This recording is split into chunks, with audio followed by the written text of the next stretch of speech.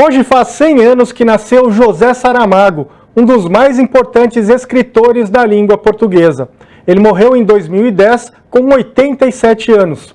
Em São Paulo, o Museu da Língua Portuguesa realizou ao longo do ano uma série de eventos comemorativos em parceria com a Fundação José Saramago de Portugal. A reportagem é de Lucas Weber, do Brasil de Fato.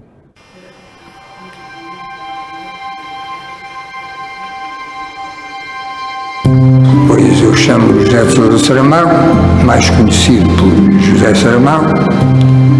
Nasci numa aldeia chamada Azinhaga. Sou escritor, quer dizer, escrevo.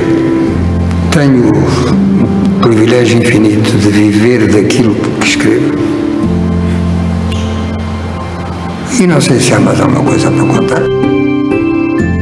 O mundo Saramago é um reflexo muito esculpido do que tem de melhor e mais complexo na nossa sociedade e, ao mesmo tempo, de uma riqueza, né, em termos de subjetividade que é muito inspiradora, né?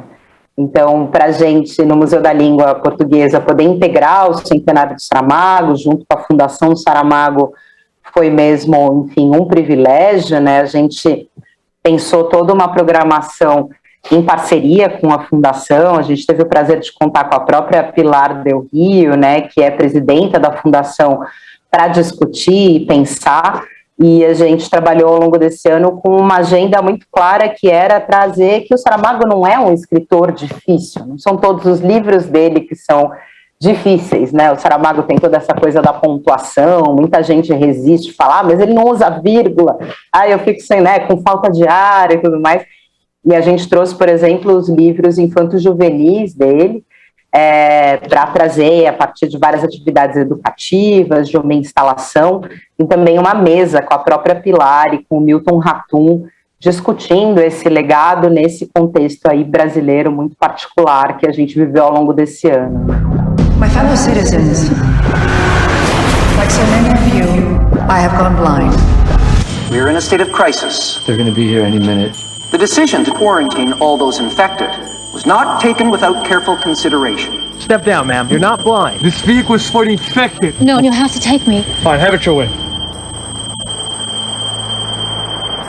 Acho que tem muitos paralelos, não só em relação ao negacionismo, mas como os grupos são afetados de maneiras diferentes, né? Então, como as mulheres são afetadas no livro, como as mulheres são afetadas, as cuidadoras, as trabalhadoras domésticas, né, enfim, considerado serviço essencial, e aí o papel da mulher nisso, né, e outros grupos, se a gente for pensar mesmo, os grupos que nunca puderam trabalhar de casa, né, e não estou falando só dos profissionais de saúde, mas numa própria avaliação aí de precarização das relações de trabalho, os empregadores, quer dizer, muita gente que teve aí exposta a pandemia e ao negacionismo também dentro desse contexto político maior, mas acima de tudo sobre necropolítica, né? Sobre essa compreensão de que tudo bem alguns morrerem em nome de outros, né? Então essa política de morte, de relativizar a morte, é algo que fica muito presente, que está muito presente no livro, e foi algo muito presente durante a pandemia, nas narrativas políticas e nos discursos familiares, né, e aí todas as cisões também do que era a economia, do que era a vida, do que era, né, o direito de ir e vir, e aí todo esse debate, de alguma maneira, está muito antecipado no ensaio sobre a cegueira, né.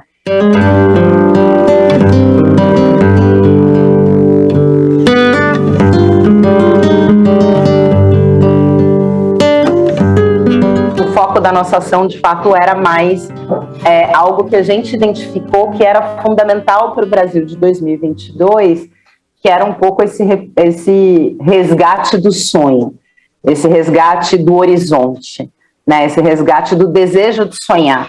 Então, o Conto da Ilha Desconhecida, ele tem esse poder, assim, e foi muito bonito, porque eu lembro, assim, até de jornalistas, falavam, eu conheço a obra do Saramago, mas eu nunca li o conto. E a gente falava, não, senta aqui, porque o conto você dá para ler ali em meia hora, 40 minutos.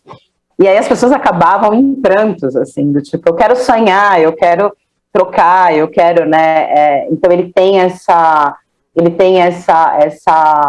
mensagem, né? A palavra não é muito, mas ele tem esse espírito de construção de novos horizontes e de esperança que a gente achou que era algo fundamental dentro da obra do Saramago também de trazer. Quando a gente fala assim, um escritor português ateu e comunista, você fala, nossa senhora, né? É uma obra amarga, é uma obra densa, e aí todo mundo fala, pontuação. E aí quando você lê o Saramago, né? E você vê que tem uma paixão pela vida, né? As histórias de amor, a Blimunda, essas grandes personagens femininas, por exemplo, elas são esculpidas e narradas com uma grandiosidade da esperança, da redenção quase, das mazelas humanas, assim, então a gente queria muito trazer isso na nossa ação mesmo no centenário. Encontramos-nos noutro sítio.